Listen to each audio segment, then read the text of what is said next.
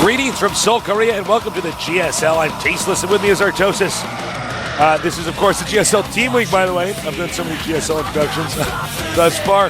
Artosis, man, this is going to be pretty sick. We're here in the semifinals. Here we go. It is Team SCV Life against StarTale. Two amazing teams. This is going to be a match to remember, Tasteless. I have no clue who's going to win. It looks like it's going to be a pretty even matchup here. We're going to start this right away. They're going to go ahead and go to their seats. TSL on the right, StarTale on the left. That's right. I am so excited, man. There are a lot of very tip-top level players. A lot of talented StarCraft 1 pro gamers on each team. This is going to be nothing short of epic. This could be a finals. Oh, easily. If not for Team IM, man. Which I is, know. like, they're like, no, actually it couldn't, guys. Like, MVP like calls me up on my cell phone. Sorry, Artosis, actually. It's actually quite inaccurate, Artosis. Yeah. Then ST calls you up and he's like, listen, dude, you need to talk. He's like, I know I'm Zerg, but come on, bro. So they're both ready to go. We're going to see who they've each picked to start this off. Neither team knows the lineup of the opposing team. Just the first player. Yep. And we will be showing you those momentarily. We saw a torch there at the bottom left. Over here, TSL. A huge chunk of these guys from the StarCraft 1 team, Eastro. Yeah. We see 4 of them right there. Yeah. Fruit Dealer, Tester, Puma, and Songho. Let's take a look at the StarTale lineup. That's Rainbow right there. So good. July Zerg, of course. Virus right there. And a Squirtle. Curious. Ace. Bomber. AKA Fancy. And finally, that is a shot of the coach for StarTale. You know, a little interesting thing. The star player of StarTale, a lot of people have been talking about. He's not the star player, but Fancy. A lot of people, Bomber. Everyone's hearing about Bomber. Everyone's talking about Bomber. He did not make it into Code A, no, but he's still a great player. That is actually Fancy from Eastro, and he used to play with all these guys from TSL, yet he was lower ranked than all of them in the Eastro house. So it's interesting now that we're hearing a lot from him. We are still hearing stuff from the other guys, but we will see, Tasteless, if they can take out their old teammate, good friend, and current rival. Yeah, a little bit of rivalry here. Bomber's sort of in the shadows of some of his previous teammates, but I have been hearing a lot about Bomber as well, and I think this guy has got a lot of potential. I'm curious to see if he's going to be one of the people they picked. You know, you can only have 4 guys go out on your team. That's right. But, of course, they bring more team players out here onto the stage, so, you know, the other team has no idea what to expect. Of course, it's a good move. I think it's obvious we'll see Rainbow today. Squirtle is a good guess. He did pretty well the other day, Tasteless. Yeah, no kidding. Pretty good. Talk about a shocker there. Squirtle basically all killing an entire team. Yeah. Very unexpected. They must have. Yeah. Now, of course, here's Team TSL. That's Soki Sue. Fruit Dealer, of course. That's Rain. That's Pooh. Killer, also known as Songho. Collide. Alive. And finally, that is the coach of the TSL. Oops Lee for you old school StarCraft 1 guys. Old school guy, very nice guy. Old NBC coach as well. Yep. Well, the Code S players, they have Clyde, Fruit Dealer, and Kisu. And then in Code A, Alive, Killer, aka Songho, and Rain, the runner-up of Season 3. Solid lineup, Tasteless. It's going to be tough to even pick who they're going to pick on TSL. I know. There are so many solid choices here. We saw Alive do so well before. And, of course, Fruit Dealer, Clyde, Soki Su using AD Trickster, Songho and Rain have all had pretty heavy success in GSLs previously. Yeah, they certainly have. And not just that, they have players that we haven't seen play yet, such as Puma. This guy was actually one of the Terrans that every team used to call Eastro up to have their top Star League players practice with him privately. So he has actually got an unbelievable amount of skill. That's him in the upper left, by the way. Upper next to Sanpo. Yep. He is a very solid player, and I think he's got a lot of potential. He does. Just got to work on stage fright a little bit. But anyways, the nerves play a big role. Nerves play a huge role. Of course. I saw a little bottom of Mountain Dew bottle right there. Mountain Dew bottle attack there at the bottom right side of our screen. I think nerves, as we were talking about. He's got to work on his nerves. He's got to be able to concentrate. In this. Most of the StarCraft 2 pro gamers that were StarCraft 1 pro gamers don't get as nervous. Yes. Overall, the more experience you have, the less nervous you get normally. There's some players that doesn't really go away for. But for those people, there's always counseling, Tasteless. There is. Yeah. As long as you can chill out and basically do what you know what you need to do, you're going to be in good shape. So it's an important thing to have. Momentarily here, we're going to see who they picked. And, and from there, it's going to get the ball rolling. Yeah. We have actually, you were telling me some interesting statistics. Oh, yes. Before us, this is very cool. Someone, please. I think it was like Polaris1, I believe his ID was on Twitter. Yeah. Sent me some awesome stats, Tasteless. Cool. We were talking about how the newer guys, the less accomplished guys, are doing really well. In the round of 8 for the Team League, Code S players went 0-7 against Code A players. And 1-3 against players not in Code A or Code S. Isn't that weird? Code S players getting the floor mopped with them in this league, man. We've been talking so much in the round of 8 about the Code S players. Like, this guy coming out here, there's no way you can stop him. He's won this GSL and that. Apparently it's the Code A players that are really dominating. Code S, it's just so weird. Some of these new guys, man, are really good. Like, for instance, I'm Seed. You want to make a bet, Tasteless, that he'll be in Code S in a season? I think we'll be seeing a little bit of Seed in the future. In fact, a lot of that. He's planted his seed in our hearts. Tasteless, eventually. Dude, that guy was so good, man. He's just, an egg. I had the joke line. We were trying to get some Seed jokes out there. Yeah. If you guys haven't seen the games with Seed, definitely go watch check them. those out. They were actually He does awesome. this insane build. Don't tell him. In the third game. No, I have to talk about this. He does this insane build, faking an Immortal, using a hallucinated Immortal to make it look like he was actually going to do a one-base push. Meanwhile, he's expanding to another main. We haven't seen anything like that in GSL history. Yeah, no, some really great play. But let's take a look at those match results. Yeah, let's pull those up on our screen. Our match results will be up there momentarily. There we go. First, we're going to have a little highlight video for you guys. As you can see, a lot of drama here. OGS top. Yeah, OGS not very happy with how they did. He was very happy, though. That guy certainly was. We know Slayer's Boxer eliminated right at the start.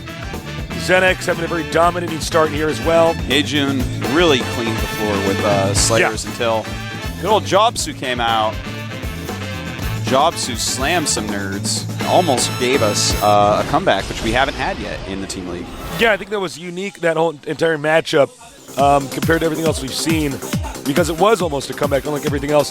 Here is, of course, OGS versus IM results. Seed dominating, really showing us that IM has people we haven't even heard of that are actually so good. Yeah. We have to re-question, the way Seed IM works. Seed is wildly good. 3-0 against those Code S players from OGS, man. But then OGS MC barely holds off. Very all-in, very crazy rush from Seed. Yeah, Seed almost ended it right there. Yeah, that is a series you probably all want to watch. Really great. Now this one, Hejun, someone we really haven't heard anything of, against Jobsu, who's actually really quite good. He eventually got taken down by Jobsu, as I was saying. Yeah. And Jobsu almost brought it back all the way. Nuke ended up winning with a funny Marine attack timing. Yeah. That was very interesting. Jobsu sort of flew his Banshee into a bunch of Marines. He shouldn't have sent it through the middle of the map. And I think from there, the guy had already won 3 games. He's worn out. He's tired. Oh, yeah. In a TVT, if you lose your Banshee right off the bat and your opponent is doing any kind of ground-oriented build, I mean, you're in trouble. So poor guy didn't manage to pull through. Here are the winning ranks here. As you can see, Squirtle, Go Boogie, which means Squirtle, basically in the Korean version of Pokemon, 4 wins. Yeah. And then a bunch of people 3 wins, 4 of them, in fact. Unfortunately for Slayer's Jobsu, he is going to stop right there at 3 wins. And then, of course, 1 win just for a couple random people in there. Nobody with 2 wins, which is kind of interesting. No. There he is. Squirtle. You have encountered a Squirtle. That never happens. You can only be given those by Professor Oak. Squirtle, of course, the only player to all kill an entire team. Yeah. So here is our brackets now.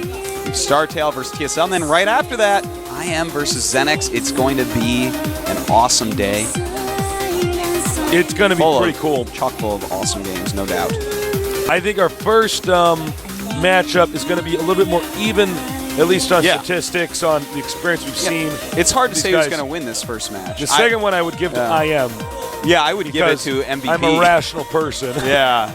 I mean, I'm all about the underdog story, but I mean, when MVP comes out, you could probably have 4 guys from Xenix jump on his shoulders while he plays Beyond, and he's probably still going to take it. They're all attacking him. They're like biting his traps and stuff. He just flexes it and breaks their jaw. He's a badass, man. He is. Now here's our first player from StarTale, Ace. Ace, we've seen him a lot. He's in Code A. Yep. Pretty solid player overall. He's been plenty of GSL. We tend to see Code A players picked for the first player generally with these in the team league thus far. So Ace of Protoss. Now the question is, who has TSL picked? Oh, this is exciting. Tasteless. Clyde. Oh, Clyde. I predict an all-kill. I predict an all-kill as well, Artosis. Clyde. One of the greatest humans ever to grace this earth. An amazing Terran player. Hasn't won a GSL yet. He's had some bad luck. He has. He's had some hard opponents. He's had some close games. He's been cheesed out a few times. But this guy is legit can be. Yeah. And you're going to see some Clyde power.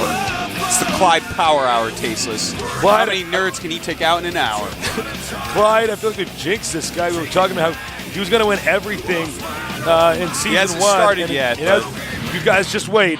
He's had some amazing games. Definitely check out his games against Leenock Foyu. I believe is that season 2?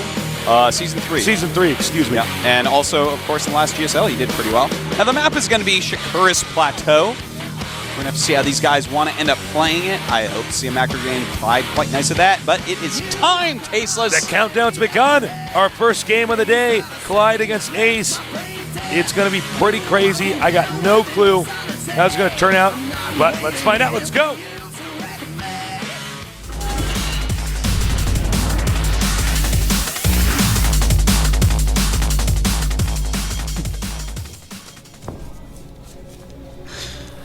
Over here in the red, our Protoss player. There's nothing funny about this, Artosis. We have StarTale Ace. Ace. Shot of our StarTale team. First game in these kind of team matches, so pivotal. Over here in the upper left, one of the best Terrans out there, a legendary gentleman, if I may say so. TSL Clyde. Clyde. Yes. Clyde. Very exciting. There's the TSL team rooting him on. They all know it. They know Clyde can do it.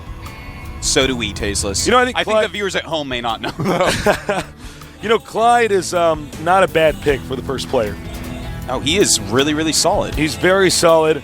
He's not the most accomplished by any measure on TSL. No. But, of course, he's sort of overshadowed by people like Fruit Dealer. And Kisu, yeah. Yeah, but at the same time, he's the one of these guys that finishes that off, though. Yeah. You know? You got a Zerg, you got a Protoss. TSL, a very well-balanced team in that way. Yeah, TSL doesn't seem to have, any randoms on it. Yeah. And when I say random, I'm not talking about, people that play random, just people we haven't really heard of. A lot of big names on TSL. It's a very tightly knit team. Exactly. It's really like heavy stars a very respected StarCraft 1 coach does run it. He's got a lot of connections. A lot of people know him, trust his coaching methods. Yeah. And, that has all led him to having one of the greatest teams. Whether they win this or not, they are a top-tier team and will continue to be so for a very, very long time to come. Yeah, you're absolutely correct on that one. I'm really curious to see how this game's going to go. Oftentimes we end up with the players in this position rather than cross spots, just by sheer chance. In the games we've commentated Artosis, these locations are interesting because, as you can see, as the SCV is scouting, it's a pretty long distance to walk. However, when we get to the mid-game, when the players have attacking units, they can destroy these rocks in the back of their base and go to their opponent's main and take each other out. So we may see that play a role here. It doesn't usually as much in Protoss versus Terran, unlike, for instance, Terran versus Zerg, where it almost always plays a role. But we'll see. Very true. We see that already Ace is getting that second gas. That tells us that most likely this is not going to be just a one gateway expansion. Going to go ahead and do something with that gas. Doesn't tell a whole lot more than that. Even sometimes people do make it just to trick you out. Yeah, I've liked that style of play. Already people identifying the metagame and saying, all right, well, I know exactly how it's going to react. Time for me to just switch what I'm doing, change gears, and just go into what will be better. Yeah. Now that probe actually has not gotten into the Terran base. The Marine has chased away now two times, and so he's not really going to know that a command center is going up. He really does not have very much information. Playing a little bit blind against Clyde here. That's a little risky. It can be, yeah. I mean, sometimes you just have a builder like, well, I don't really care if I scout him, but if you have one of those, why are you scouting? Maybe to find something way off, but normally you want to send your probe out a little bit quicker on a big map like this, a map that isn't two-player, and get that probe in there and get some sort of idea what's going on. 2 more gateways on the way. 3 gateways, a kind of funny number. It's going to keep him safe from any rushes, but not really something you're going to do a ton of damage off of. I'm curious if he's going to get a 4th gate here. Yeah. If he does, it'll probe. be... Uh-oh. Is he going to get up there? No. No. Denied. Well, now he knows that there's 3 Marines, not just 1. Not a huge amount of So he knows there's probably no tech lab. Yeah, that's a pretty fair assumption. There is going to be one on the factory base, though, and an expansion. All right, so 3 warp gate expansion. Interesting. Yeah, it's again, it's going to be pretty safe. He's going to be able to get out enough sentries to do what he wants, and we see siege mode being upgraded. Awesome. So I think we're going to see.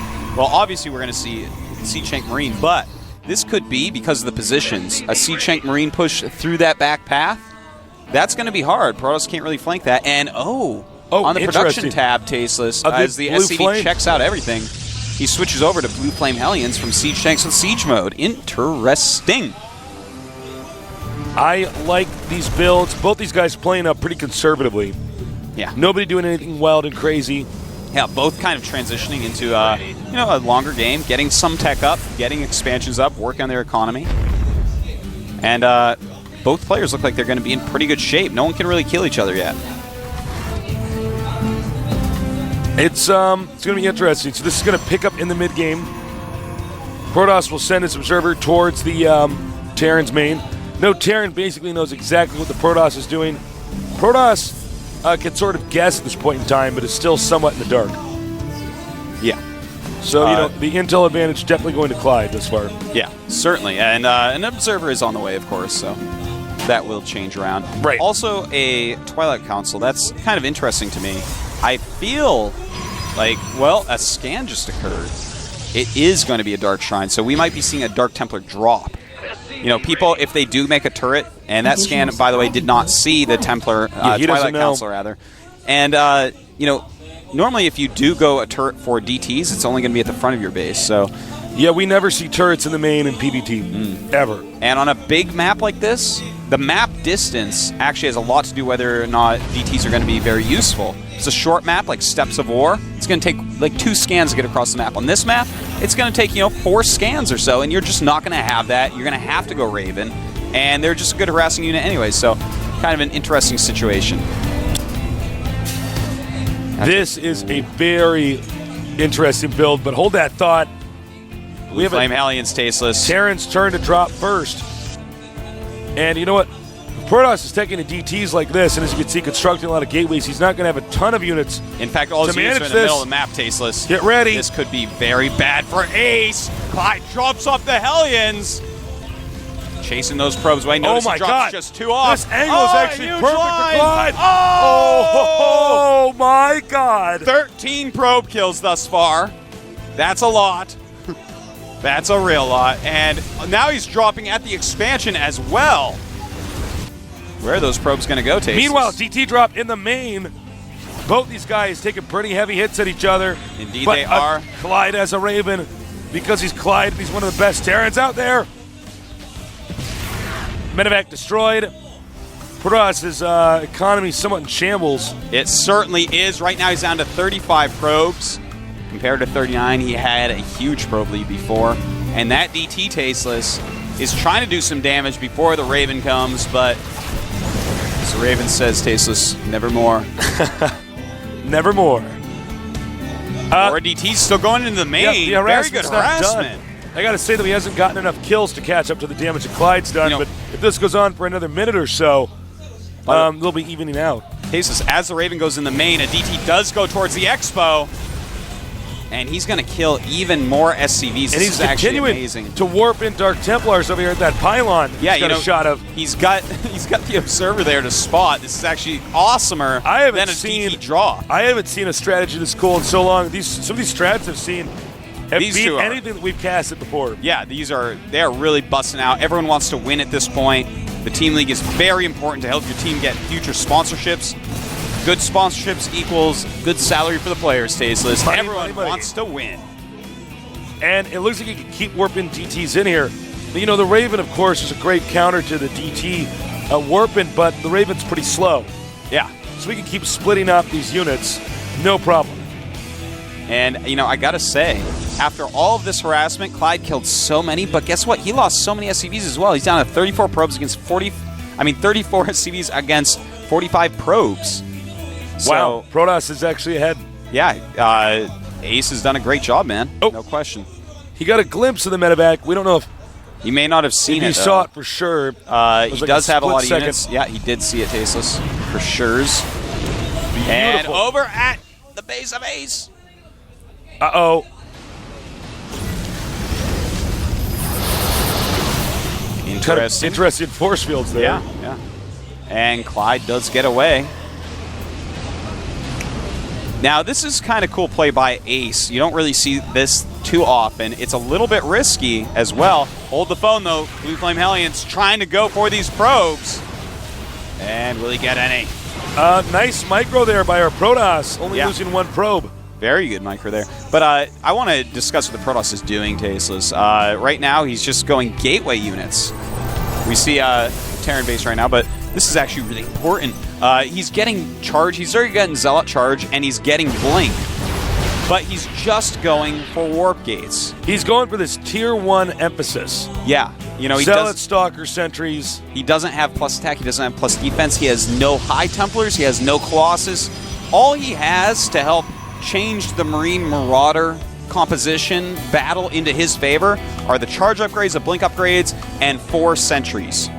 So that is, you know, when you run out of sentry energy, it becomes very hard to beat a lot of stim Marines and Marauders. You know, the emphasis on tech is on the Protoss player. Oh, we have a DT. It's going to warp in over here. We're going to shout at that in a second. There it is. Dark Templar coming in. Ace. That is such good pylon placement. Completely denied by Clyde. Still going to be a little bit annoying, no doubt. I think he still doesn't really realize it's a pylon.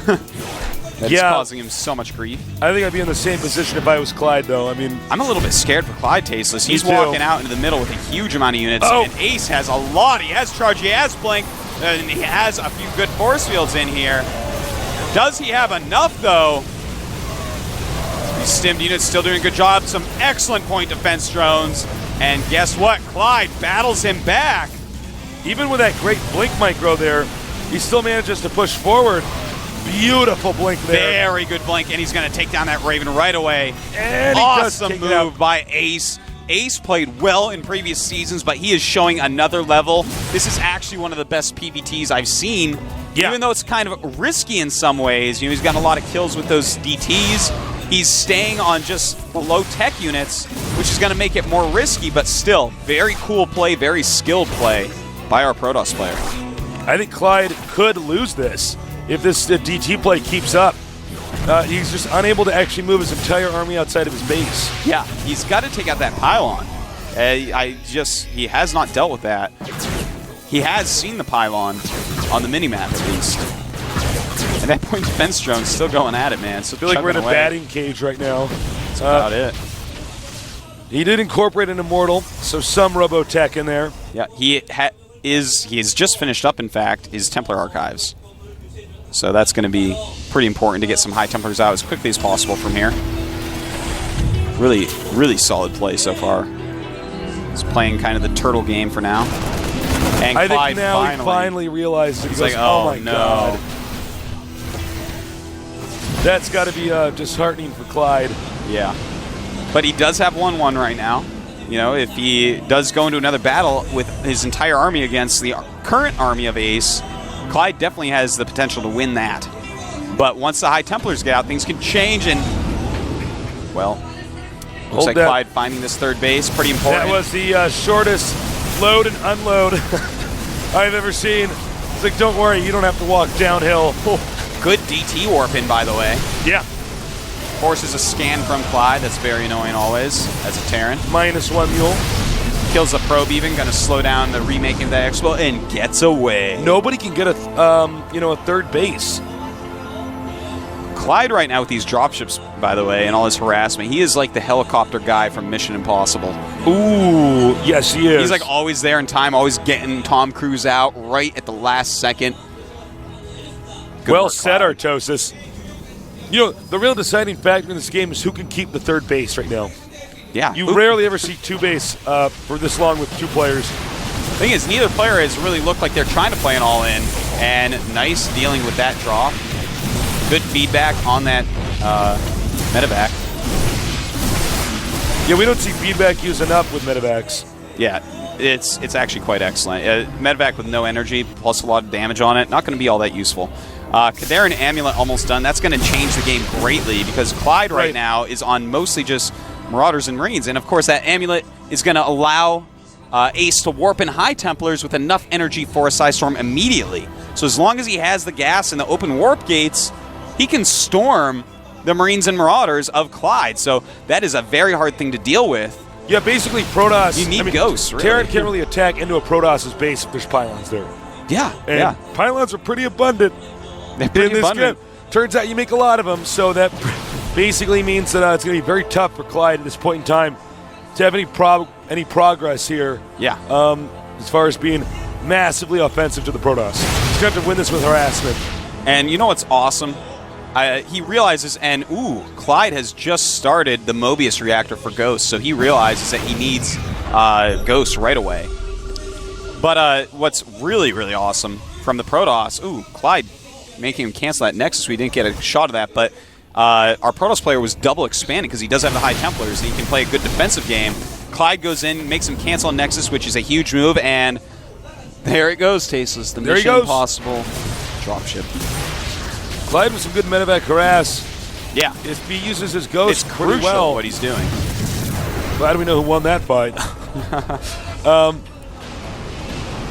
Once again, just controlling the Protoss, saying to the Protoss, you got to be spread out if you want to win this.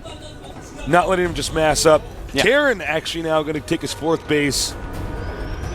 The map is basically cut in half. This is actually turning into such an awesome game. Actually, it already was, never mind. But both sides playing great, awesome strategies from them both. Right now, the supply is 146 for our Protoss, 155 for Clyde. All right, he's moving out now with his medevacs, Marauders, and Marines. Scanning. Trying to spot all the High Templars. He does have Ghosts out. Terran can get a little bit of an edge here if he just drops the bottom right. And he keeps dropping that location. And he's doing it, Tasteless, down at the bottom right now. Look at that. Going to make him cancel the Nexus again. Was that actually canceled in time? I think that might have actually destroyed. I'm not sure, actually. I'm not sure. I'm sorry. Well, if he did cancel, it was a pretty last-second cancel. Now, awesome tech switch by Ace. As you see on the production tab, he is going for Colossus from here. Beautiful. Which is a perfect switch when you see Ghost. This is awesome, Tasteless. And Clyde is deciding to go. There's going to be a lot of high templars in there, and good feedbacks on those Ghosts. Clyde having to turn around. Wow. Feedback is generally not used enough with Ghosts. I mean, versus Ghosts, excuse me. You want it. It's actually like a race. Can you EMP before the feedback? Sometimes you can even kill the Ghosts like that. And Tasteless, Clyde once again dropping at the bottom right. Micro against these Zealots. If Ace loses this base one more time, Clyde is going to have such a huge lead, it's going to be tough to recover. Yeah, Clyde is starting to get the lead, but the Colossus switch is an awesome idea. There's no Vikings out right now. Yeah. It's a perfect switch. He just has to play defense, keep his Templars spread, and wait for that really big ball later on. But here we go. Very nice stim and run in by Clyde, microing back under the storms, and knocks off a good chunk of supply of Aces before Ace can do anything about it. Here come the Ghosts. Oh, a storm on the Ghost. Some EMPs spread. going off. Clyde, I think definitely overextended himself. Whoa. Those Ghosts, he lost every Ghost, Tasteless. Unbelievable. Oh, a terrible mistake by Clyde. That is a huge amount of damage. And now our Protoss player, he may be getting a little bit over-eager. Let's see. It depends on whether or not Clyde can hold the middle. Back and forth here.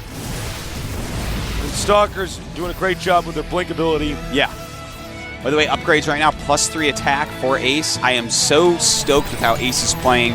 You know, the high Templar tech into Colossus tech later. You can really support making Colossus later on. It's a very expensive unit, but he still has such great backups, such as some Psy Storms, Zealots with Charge, Stalkers with Blink.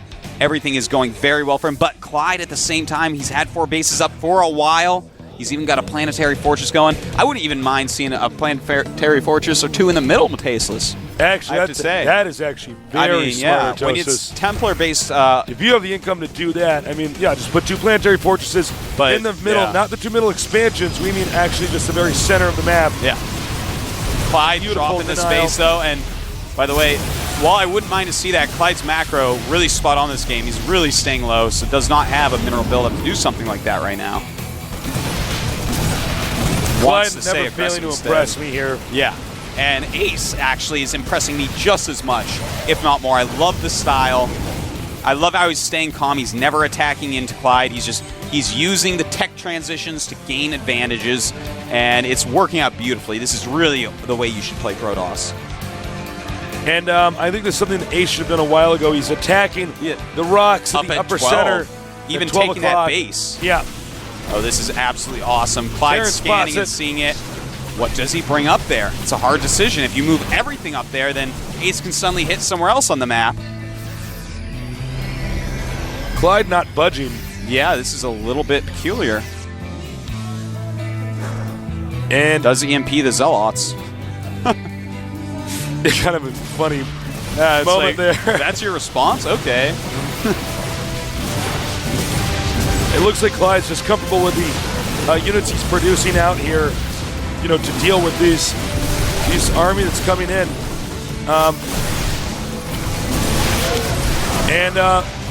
Clyde not budging. Actually, oddly enough, Clyde sending all of his medevacs over here. Yeah. Okay. Wants to heal the Marauder that's taking us all out. And at the same time at the cell. Oh, excellent. He is all over the place. Protoss is carving open the map. He certainly is. And making it so that he can attack all over the place.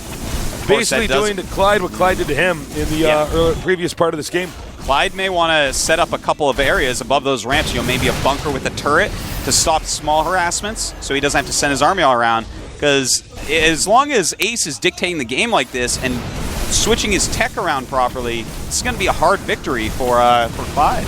Tough moment for the Protoss. He's going to need to bring Templars in there to storm the SCVs. Yeah. You know, basically a Planetary Fortress doesn't die. No, you have to kill the SCVs to kill it, man. Yeah. It's simple as oh my God. And he does it, Tasteless. But Clyde's army is here, and it has no fear because there's only one Archon left over. Their gun's like, hey guys, I'm finally here. Oh. He missed the party. Now the question is, was it a good idea for Ace to carve open the map?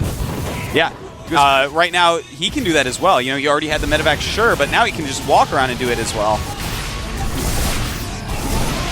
And now in the middle, we may have an attack as well. Tasteless! Unbelievable! Those Colossus could make all the difference. There's a lot of ghosts for Clyde. It's all about the Templars. Yeah. He's got to be careful. Oh! Good EMPs right there. 2 perfect EMPs. Yeah. And that's going to trigger Clyde to assault the Protoss. Oh, Clyde's spending all his ghosts, walking right up through the center. He got another EMP up over there. And it looks like Clyde's going to tear through this. He does, but look at the health on those units. It's all very low, believe me. Oh, yeah. We don't have it on our screen, but they're all, like, in the red. Finally getting healed up a bit, but this is absolutely a top-tier game, Tasteless. Yeah. One of the absolute, if not the best TVP I have ever seen. Yeah, I mean, this is a solid, real, and soon to be in the future when everybody gets better at StarCraft 2 like these guys, a standard TVP. What a TVP ought to look like. That is what it ought to. Now we're going to have a little harassment down the bottom. Notice he has made those bunkers I was talking about. He's got to stop these harassments. But the High Templars do come in, start punishing some SCVs. Remember, Archon time. Clyde doesn't actually have a 5th base. Yeah, he's actually very low on minerals right now. So I'm starting to think that Ace should win this if this stays up. Ace is just making more Nexus, man. I mean, he may have lost a couple battles, but he killed off the Ghost, which is huge. And Clyde just does not have a lot of minerals. You know, he has the 3rd base is almost gone. Can you check, does Clyde actually know about the Protoss's base in the bottom, not in the center? Very, yeah, very he does. Bottom center. He does, okay. And it looks like he's going to hit it now, Tasteless. Marauder's up in this would be a great ninja drop over here, but it will never Or a happen. ninja walk. A ninja walk. He's just going to go over there and attack this expansion up here. Right now, Ace is going to want to just wear him down. Look at this good unit combination in here. Colossus backed up with High Templars. How are you going to beat that with this set of units? Poor Clyde. Having a hard time. Nice job here, just taking out probes. Clyde forced to back up, and you're definitely right about Ace. All Ace has to do is just kind of wear him down. Oh, nice. Snaps that dropship. And look at this. Hitting other places as well. Just little hits here and there from Ace. He's not able to max out, though. Neither player is at this point. Clyde, though, he is the one with the truly hurt economy. He only has 34 SCVs against 72 probes, and that's going to tell the story better than anything we could say with our brilliant ways of phrasing things, Tasteless. With our perfect ways of talking about the game. Actually, I believe this could end in a little bit here. He looks like he can't. Clyde literally has to clean it up, and then, oh my, a billion trillion feedbacks taking out the medevacs. Only one medevac left over. Somehow, cannot be happy with that. He the cannot planetary replace. fortress lives. Somehow, it's a planetary, Tasteless. You might want to make an SCV to repair it, though. It's burning down pretty quickly. Oh, dude, if that thing burns down... Clyde is almost out of minerals at this point. He's actually losing his main base a little bit. Our Protoss player is just doing a great job orbiting more photon cans all over the place. A lot of mules being dropped, but he's going to lose that planetary, man. The planetary is burning down. He's doing too much. It's going to go. If we can get our shot of the planetary at the bottom left, it is almost gone. He barely saves it. Oh, my God. It was at like 24 HP. Yeah, it was getting low there. Now look at this. He's got the High Templars. He's got the Colossus. And bam! Size storms all over the place. And even though Clyde wins this battle, a ton of damage done. He's already lost his medevacs. Can't really replace them right now. That means every stim he does has to count. Every Size Storm, every swipe of a Colossus. I think this is the final battle. That's all Clyde has. It was neck and neck through most of the game, but eventually Ace got position, GG. wore Clyde out, and pulled through. GG. There's that Clyde. was... We got a shot of Clyde's shoulder there. That There's was a superb game, Tasteless. I think that was my favorite Terran vs. Protoss that I have ever commentated. It was pretty interesting. They really showed all these things. I have been almost in shock, Tasteless, right now. Clyde gives us some amazing games. Unfortunately, he loses a lot of those. But I've almost been to the point of preachy to the community almost, where I am like, listen, guys, High Templars, Colossus later. Trust me, it's awesome. Ace has just shown you guys the power of this style of play. Clyde explained to his "No, team man." via interpretive dance exactly what happened in that game. Well, that arm motion, that is actually the Colossus laser beam. It must be. It must be. It is. It is. Don't worry. Can you make that? Can you make the Colossus motion? Bro? Yeah, man. Clyde was going, and then it just was going like this. That's what it is. The laser beams come out, goes like that, man. What are you gonna do? Clyde, as we should probably have predicted by now, has given us an amazing game that he did not manage to win. It was a superb game. It was a wonderful game. Most Terrans, I think, would have fallen apart so much faster. Clyde's entire tech route was just toyed with by Ace. You know, he went Ghosts, good, but then suddenly the Colossus switch, a perfect Colossus switch. When you start seeing that many Ghosts, you're like, oh, guess what? You want to buy Vikings 2 to go with those Ghosts? LOL, you make Colossus? It is a thing of beauty. You know what he could have done better was to actually drop the Protoss's main after he was done attacking that expansion.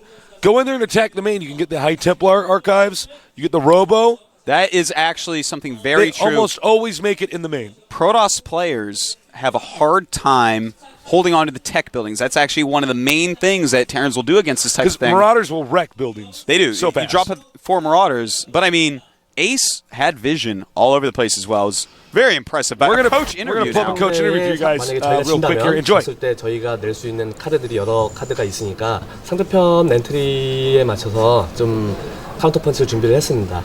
아무래도 이제 최지성 선수가 언제 투입이 돼서 어떻게 마무리를 하느냐가 좀 관건일 것 같습니다. 저희 선수들이 자만하거나 방심하지만 않으면 그리고 게임에 집중만 한다면 저희가 한 4대2 정도로 이기지 않을까라고 생각합니다. 일단 신맵에 대한 연습이 참 잘 돼 있기 때문에 일단 신맵에서 무조건 이긴다는 마인드로 임하고 있고 그걸 잘 이겨내면은 충분히 오늘 100% 승리한다고 확신하고 있습니다. 요즘 분위기가 최지성 선수와 분위기가 상당히 좋기 때문에 최지성 선수가 지금 가장 강적이라고 생각하고 있고요. 최지성 선수만 돌파해낸다면 무난한 승리가 예상됩니다. 네, 충분히 승산 있고 한 4대2 이렇게 이 정도로 좀 이겨줬으면 좋겠습니다. So as you guys see, both coaches agreeing that a lot of how this match goes will be determined upon how Bomber plays. Bomber, a guy we haven't really seen much of. No. It's not a guy we're sitting here commentating the finals of, but everybody's talking about him. Yeah, they are. And it's just so interesting that so many of his former StarCraft 1 teammates are actually on TSL. Yeah. And while they were on the same team, Istro, those players were actually ranked higher than what Bomber was. Bomber was a newer player. They were helping him get better. And look at this. Now in StarCraft 2, maybe he's passed, his former teachers and teammates. It's funny. I would never have expected the TSL coach to say that it would be based off us getting rid of Bomber. Well, I think that's, even though, it's we all as you were saying before, we had that interview that it was going to be a threat. I would never have expected him to actually just come out and say, and by the way, there's a shot at Bomber now, basically saying, no, we actually have to get rid of this individual player. Everything is actually hinged on this, considering the lineup of other players we've been talking about. Yeah. Pretty interesting. Yeah, by the way, StarCraft 1 guys, his ID was Fancy in StarCraft 1. Might want to go look that up in TLPD. Didn't do a whole lot in that. Bounced between A team and B team quite a bit. But a very strong Terran player. Yeah, indeed. Well, I cannot wait to see him play here today, Tasteless. But we will see. TSL has to take out Ace first, and Ace is no chump.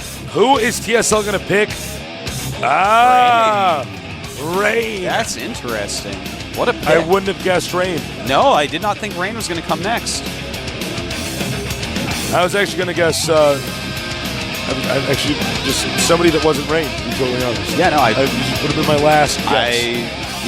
I actually was feeling maybe Fruit Dealer. I was thinking maybe Songo, maybe Fruit Dealer, something like that. Yeah, I thought they'd leave the Protosses for last. For some reason, I had that feeling. I guess if from their angle, they're probably thinking, well, Rain's got pretty good team to beat. Why would we have a Songo go out there and do it?